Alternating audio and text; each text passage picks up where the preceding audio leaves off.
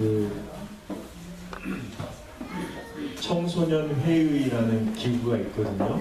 청소년 회의라는 기구에서 무작위로 청소년들을 선발했어요. 무작위라는 것은 지역에 관계없이, 그리고 학교를 다니느냐 안 다니느냐에 관계없이, 집에서 사느냐 거리에서 방황하느냐에 관계없이 청소년들을 선발해가지고요, 다 물어본 거예요. 뭐라고 물어봤냐면, 너는 대한민국을 어떤 나라로 만들고 싶으냐, 이렇게 물어봤어요. 그래서 그 대답을 다 정리해가지고 청소년 무지개 대한민국을 꿈꾸다 라는 책을 발행했습니다. 그 책을 다 읽어보니까 그 책에서 결론은 그렇지 않았지만 그 모든 아이들의 대답을 제가 분석해보니까 3가지 정도의 대답으로 정리할 수 있었습니다. 그 대답이 뭐냐면, 첫 번째로 공정한 사회를 만들고 싶다는 거예요. 공정한 사회, 법과 질서, 합리적인 공정한 사회. 두 번째로는 고상한 사회, 도덕과 윤리가 살아있고 품격 있는 고상한 사회를 만들고 싶다, 자기들이. 세 번째로는 이해와 배려가 있어서 다문화 가정, 세터민, 외국인들과 서로 함께 사는 소통하는 사회를 만들고 싶다, 이렇게 대답했습니다.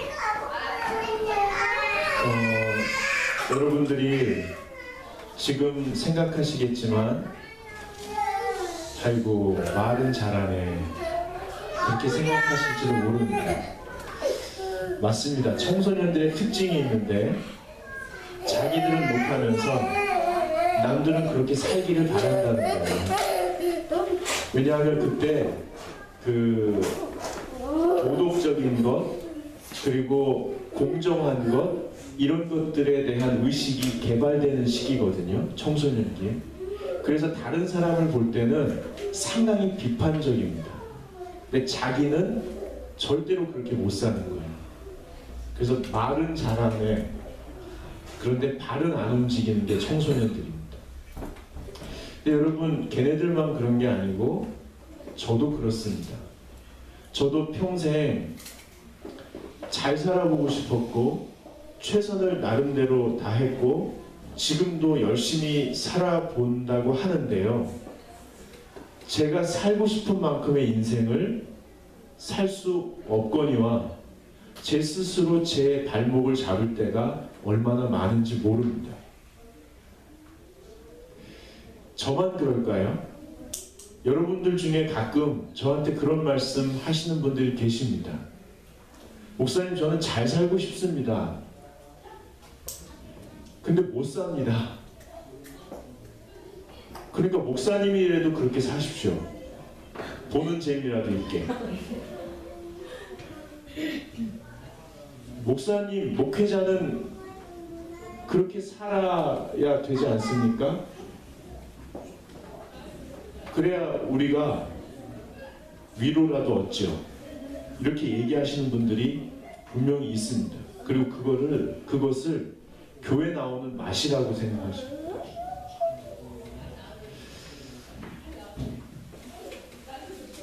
여러분, 그러다 보니까 저는 좋은 사람을 찾게 됩니다. 여러분만 그런 게 아니고요, 저도 좋은 사람을 좀 찾게 됩니다.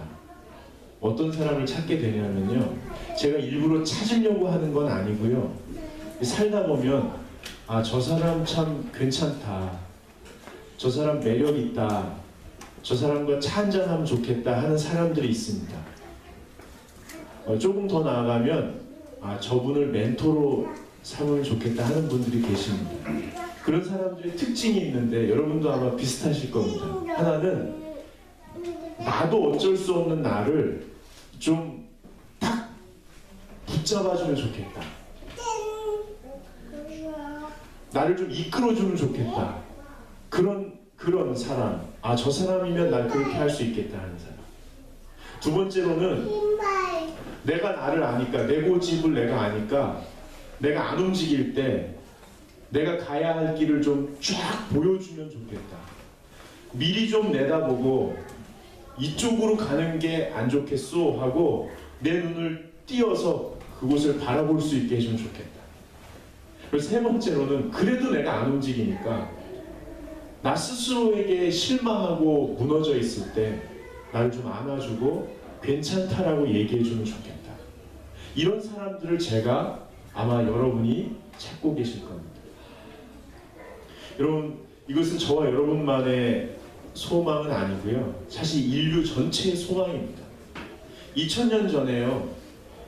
성경의 주인공이라고 할 수 있는 이스라엘 백성들이 삶이 참 녹록지 않았습니다. 나라를 잃었죠. 그러다 보니까 정치적으로, 종교적으로, 문화적으로 자유를 다 잃어버렸습니다. 아무리 노력해도 잘 살 수 없는 상황이 되었죠. 그러다 보니까 바로 이런 좋은 사람을 찾게 된 것입니다. 누가 나를 좀 다스려주면 좋겠다. 나를 좀 안내해주면 좋겠다. 나를 좀 품어주면 좋겠다. 여러분, 나를 다스리는 게 누군가요? 왕이죠, 왕. 나에게 보여주는 게 누군가요? 선지자입니다. 나를 품어주는 게 누군가요? 제사장입니다. 이 세 직분의 특징이 뭐냐면 구약시대에 하나님이 세우셨다. 그런 사람은 하나님이 세우는 거다.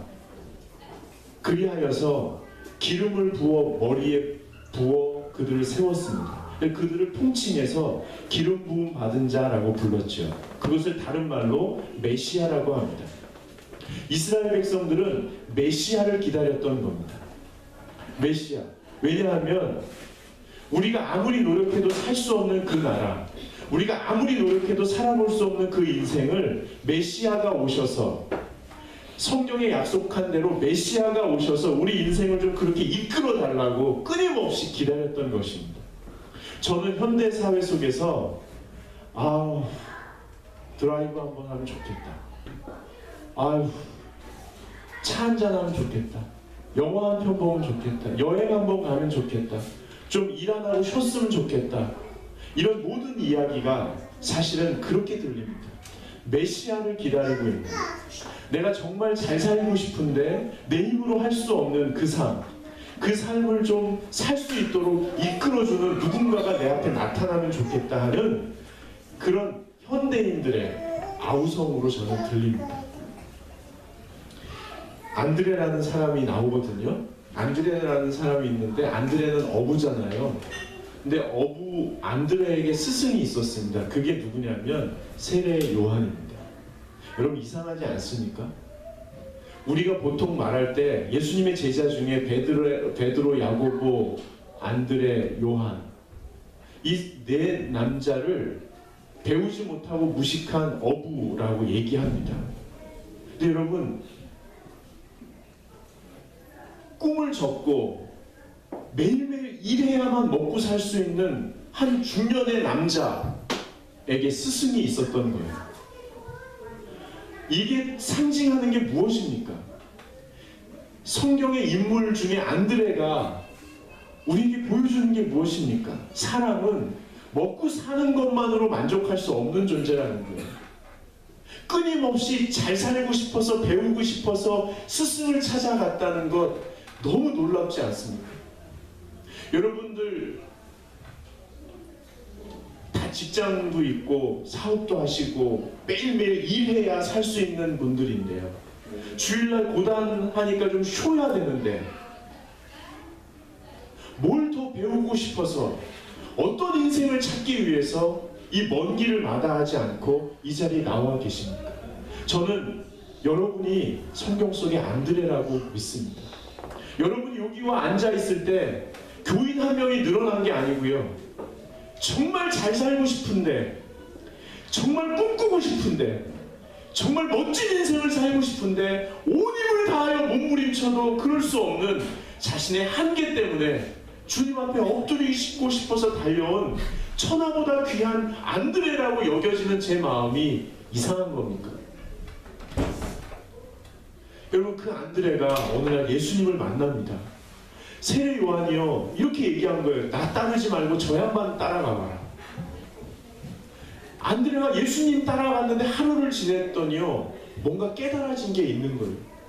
그리고 그의 친형인 베드로에게 와서요 처음 했던 말이 기억나십니까? 요한복음 1장 41절에 나오는데요, 베드로를 탁 붙들고 처음 했던 말이 형 우리가 메시아를 만났어. 메시아를 만났어. 이 한마디가 정말 행복한 인생을 꿈꾸며 온 힘을 다해 몸부림쳤던 인류가 내뱉었던 웅변과 같은 그런 소리였습니다. 우리가 메시아를 만났어. 우리가 그토록 찾았던 그 메시아를 내가 만났다고. 여러분, 그 길로 베드로가 안드레를 따라서 예수님에게 가지 않습니까? 그리고 반나절, 아니 길어야 하루를 같이 보냈습니다. 그리고 뭔가 깨달은 게 있었던 것 같아요. 그리고 며칠이 지났는지 모르는데요, 오늘 바로 그 예수님이 베드로의 배에 올랐습니다. 그 장면이 오늘 1절 2절입니다. 1절 2절을 한번 읽어보시죠. 같이 읽겠습니다. 무리가 몰려와서 하나님의 말씀을 들을새 예수는 게네사렛 호숫가에 서서 호숫가에 배 두 척이 있는 것을 보시니 어부들은 배에서 나와서 그 물을 씻는지라. 여러분, 이 장면이 한번 이 장면을 보세요. 호숫가에 배 두 척이 있대요. 무리는 몰려와서 하나님의 말씀을 듣는데요, 베드로는 밤새 고기를 잡은 거예요. 교회에서 부흥회를 하거나 어떤 집회를 하면 달려오는 사람들이 많이 있습니다. 그러나 생업에 종사하느라고 너무 바빠서 거기에 참여하지 못하고 밤새 일해야 되는 사람들이 있습니다. 배 두 척이 남았대요. 호숫가에 배 두 척이 있대요. 아마 다른 배들이 밤새 일하고 집으로 정리하고 돌아갔는데 다른 사람들이 집에 갈 때까지 가지 못하고 밤새 더 남아서 일했던 두 배의 주인이 있었나 봐요. 야근까지 하고, 야근을 했는데도 손에 수당을 갖지 못하고 이제 빈손으로 호숫가에 남아가지고 치우고 있는 한 젊은이가 보이십니까? 거기에 예수님이 가신 거예요. 꿈도 접고 생업에 아무리 매달려도 손에 쥐는 게 없어서 빈손으로 집에 돌아가야 하는 이 시대의 젊은이 앞에 예수님이 나타나신 겁니다. 여러분, 성경은 언어로 쓰여 있어요. 우리나라 말로도 쓰여 있어요.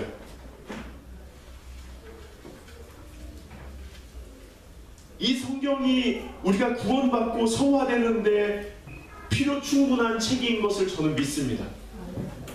그러나 이 성경이 주님의 역사를 낱낱이 다 표현할 수는 없을 뿐더러 다 표현한다 해도 우리가 읽어서 이해할 수 없거니와 이해한다 해도 우리는 주님의 사랑을 다 파악할 수 없습니다.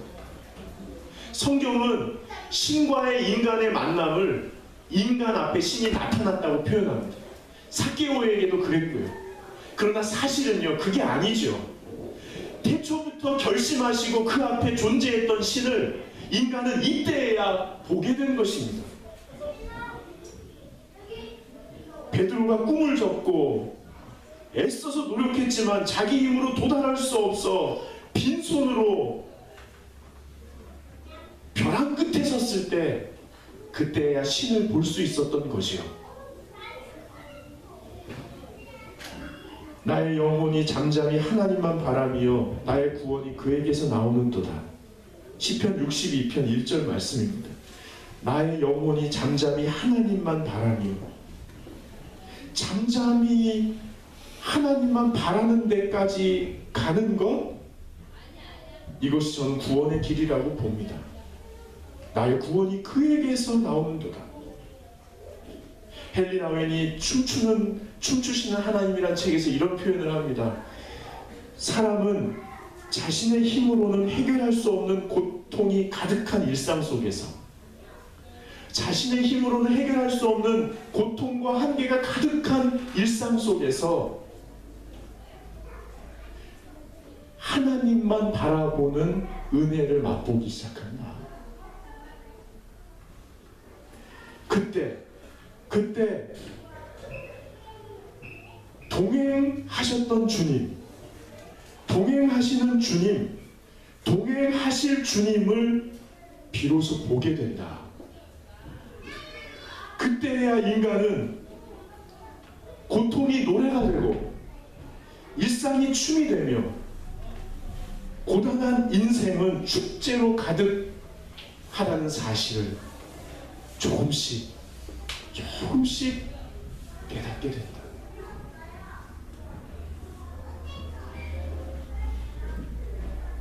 여러분 3절에 보시면 예수께서 한 배에 오르시니 그 배는 시몬의 배라. 육지에서 조금 떼기를 청하시고 앉으사 배에서 무리를 가르치시더니.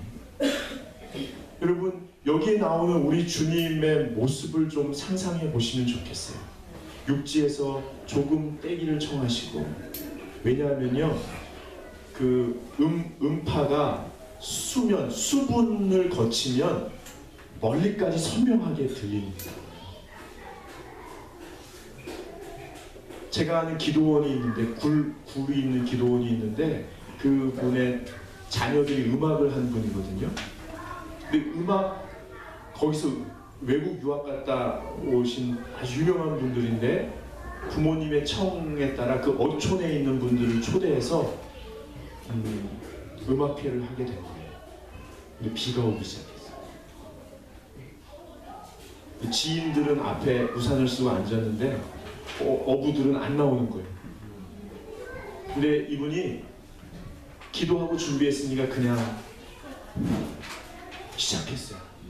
근데 그냥 시작한 게 아니고 그 딸이 실망할 부모님이 걱정스러워서 혼자 연주를 하는 거예요. 바이올린. 아들은 피아노를 전공해요. 친구들 첼리스트랑 이렇게 왔는데 바이올린 연주했어요. 근데 조금 지나니까 엄마 아빠 막 울기 시작하는 거예요. 딸이 자기 연주 때문에 우는 줄 알았어요. 이렇게 감동적으로 이렇게. 근데 나중에 알고 보니까 그 기도원 절벽에 굴이 있는 기도원 앞에 선상 무대에서요 비가 내리는 습기가 가득한 어촌에 바닷물을 타고 이 음악이 끝까지 가요. 작지만 선명하게 끝까지 가는 거예요. 이 하나님께서 어촌의 연로에서 나오지 못하는 분들까지 배려하신 거구나라는 걸 깨닫고, 또 하나는 예수님이 왜 배에서 뛰어오는지. 여러분 이 말은 뭐냐면 예수님 앞에 많은 무리가 왔다는 거예요. 그래서 예수님이 그 끝까지 들을 수 있도록 배를 띄워달라고 한 거죠. 근데 예수님께서 그 무리에게 뭔가를 호통치면서 가르치면서 결단하라고, 왜 그렇게 살지 못하냐고 그렇게 한 게 아닌 거예요. 앉으사 솔직히 대화하고 싶었던 거예요. 여러분 사람들을 대하는 태도가 몸으로 나오잖아요. 우리 예수님이 앉으사. 왜 앉으셨을까요? 우리 좀 마음을 터놓고 얘기 좀 하자. 너 많이 힘들지. 그리고요 또 예수님의 시선으로 앉으신다면 여러분은 뭐가 보이시겠어요? 밤새 고기를 잡았지만 아무것도 잡지 못하고 예수님의 청에 의해, 정중한 부탁에 의해 배를 띄우기 위해 노를 계속 젓고 있는 베드로의 얼굴 앞에 예수님이 마주 앉으신 거예요. 여러분 예수님의 몸에서 나오는 우리를 향한 이 예수님의 마음이 느껴지십니까? 왜 그렇게밖에 살지 못하냐고, 왜 의심하냐고 탓하고 비난하는 것이 아니라 마음을 열고 이야기하자고 앉으신 예수님이 보이십니까? 여러분 3절에 가르치시더니 그 말씀 후에 4절에 보시면 말씀을 마치시고 시몬에게 이르시되 깊은 데로 가서 그물을 내려 고기를 잡으라. 오로 노를 저어 가서 씻던 그물을 내려서 고기를 잡아와라 라고 명령하십니다. 이 명령에 시몬 베드로는 5절에 말씀에 의지해서 가겠습니다 라고 대답합니다.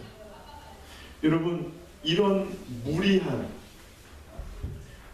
무리한 부탁에 순종하는 베드로의 변화를 볼 때 저는 3절에 예수님께서 배에 앉아서 가르치셨던 게 어떤 것인지 몹시 궁금해집니다. 상상할 수밖에 없는데요. 복음서의 내용의 핵심은 하나님의 나라에 대한 겁니다. 그리고 몸으로 보여주신 예수님의 이 모습을 통해서 유추해 보건대 아마 예수님은 이런 이야기를 하지 않으셨을까 상상이 됩니다. 여기부터는 설교로 듣지 마시고 제 개인의 상상력으로 들으시어 주의 말씀으로 받지 마시고 제 그냥 상상으로 받으시면 좋겠습니다. 예수님이 의자에 앉으셔서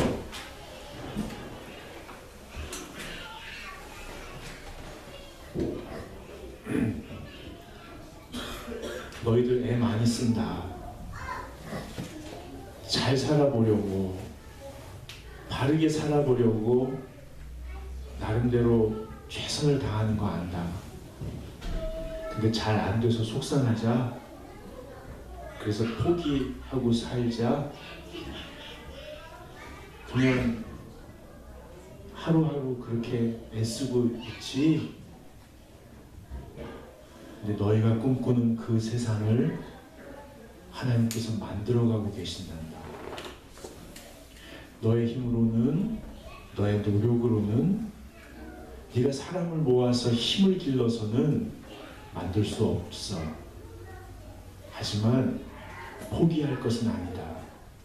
하나님께서 공평한 사회, 공정한 사회, 고상한 사회, 소통하는 사회, 하나님의 사랑으로, 하나님의 공의로 그 세상을 만들어가고 계셔.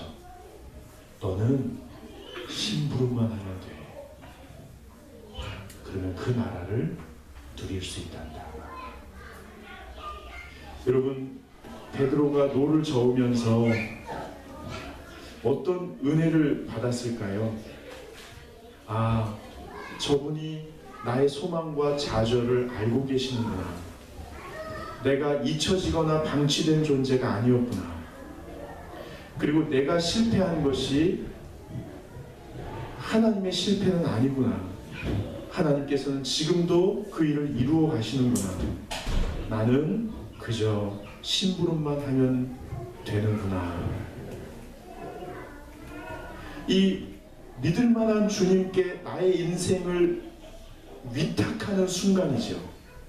아, 저분은 믿을 만한 분이고 나의 소망을 아시고 나를 인도해 주시고 책임지시는 분이야 라고 위탁하는 순간 안식을 누리게 되는 겁니다. 여러분, 정말 믿을 만한 사람이 있어요? 네. 다행이에요. 정말 믿을 만한 사람을 만나서 내 인생을 책임져 주세요. 나를 이끌어 주세요.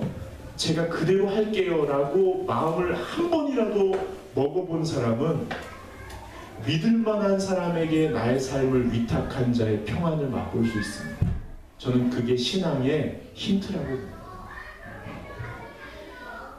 그러니까 예수님께서 말씀하셨어요. 이제는 청하신 것이 아니고 깊은 데로 가서 그물을 내려 고기를 잡으라. 그러니까 베드로가 가서 고기를 잡은 거예요. 그래서 어떤 일이 벌어졌죠? 6절에 보니까 그물이 찢어졌고요. 7절에 보니까 두 배에 채웠는데 잠기게 됐다. 이게 엄청나게 잡힌 거예요. 고기가 배가 한 6, 7m 작은 게 그럼 저 예랑이 있는 데까지 4, 5m, 3, 4m 이런 배 두 개에 고기가 여러분 기적이 일어났죠.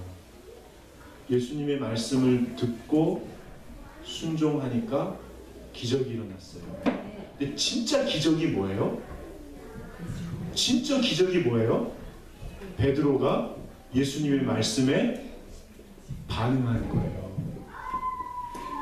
아, 이분이 살아계시구나라는 걸 감격하고, 이분이 믿을만하구나, 신뢰하고 경청하고 순종하는, 감격하고 신뢰하고 경청하고 순종하는, 그러니까 어떤 일이 벌어진 거예요.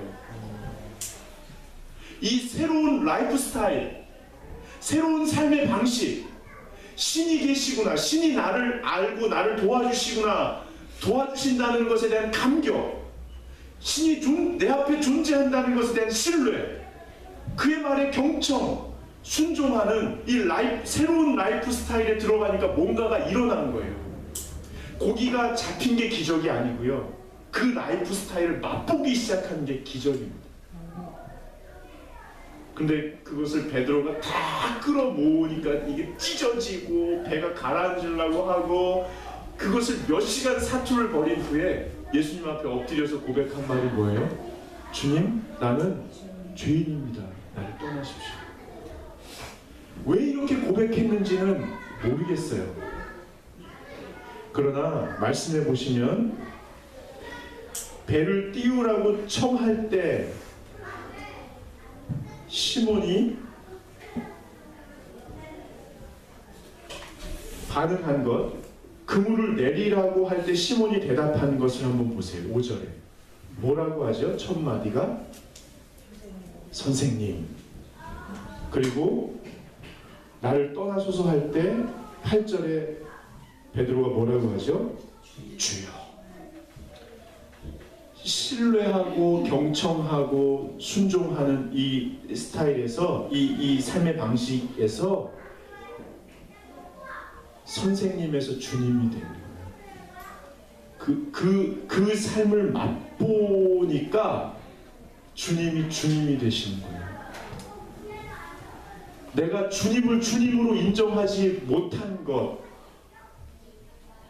주님을 정말 주님으로 인정하지 못한 죄가 또, 그리고 그동안 주님을 주님으로 인정하지 못하고 내가 하려고 했던 것, 주님의 말씀을 듣지 않았던 것, 주님의 말씀에 반응하지 못했던 것, 이것이 잘못됐다는 것을 깨닫게 된 거예요. 여러분, 신앙은 감격, 신뢰, 경청, 순종, 이것이 점점점 깊어지는 겁니다. 이 새로운 삶의 방식에 들어오면 주님이 정말 주님이라는 것이 더 깊이 고백되는 것입니다. 한국교회가 이 삶의 방식에서 주님을 주님으로 세우지 않고 고기 많이 잡은 것을 기적으로 세우다 보니까 주여 내가 죄인입니다, 나를 떠나소서라는 고백이 점점점 사라지는 거예요.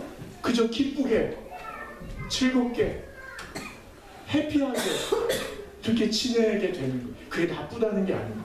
때로는 주님, 나를 떠나십시오, 내가 죄인입니다 라는 깊은 고백이 그리워질 때가 있습니다. 그러자 예수님께서 이렇게 말씀하세요. 10절에 무서워하지 말라, 이제 후로는 네가 사람을 취하리라. 베드로가 얼마나 후회가 되면, 자신의 삶의 회한이 얼마나 깊으면 주님, 나를 떠나십시오, 나는 내 죄를 감당하지 못하겠습니다 라고 고백했을까요? 예수님이 말씀하시는 거예요. 두려워하지 말아라. 네가 지금까지 살아오면서 만났던 모든 사람들, 그리고 네가 경험한 모든 사건들이 너를 더 깊은 사람으로 만들 것이다.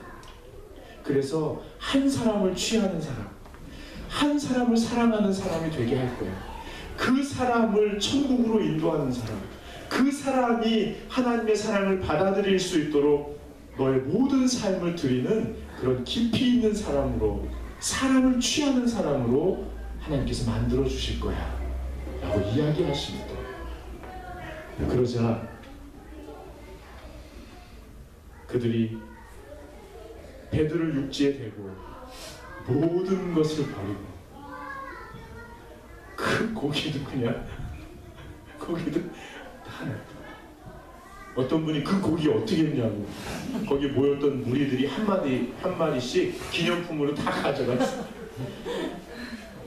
여러분, 저와 여러분의 삶이 이런 주님의 부르심에 응답하는 삶 계시는 줄로 믿습니다. 아멘. 우리 다 함께 일어나셔서 아침의 찬양을 함께 부르겠습니다.